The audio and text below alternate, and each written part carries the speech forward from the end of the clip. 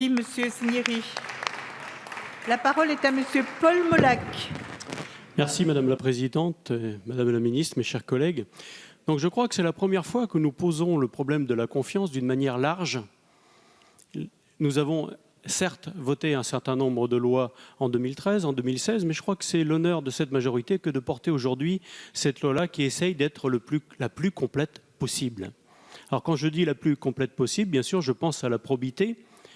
Et moi, évidemment, je voudrais que cette probité ne se limite pas aux questions financières, évidemment, puisque comment pourrait-on voir quelqu'un, par exemple, condamné pour des violences conjugales, devenir député ou pour des actes encore plus répréhensibles? Donc ça me paraît relativement clair.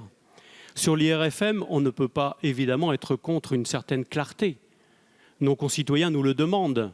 D'ailleurs, ils savent bien nous dire que si jamais ils ont des retards pour payer leurs impôts, eh bien c'est 10%. Donc, vous voyez bien que ça me paraît tout simplement être encore du bon sens.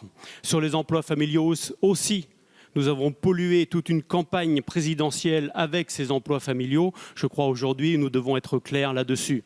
Ça me paraît relativement clair.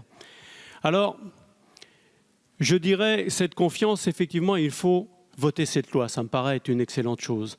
Mais ce ne sera pas suffisant parce que, comme on l'a déjà dit ici, les Français ne nous feront confiance que le jour où nous serons capables d'améliorer leur quotidien.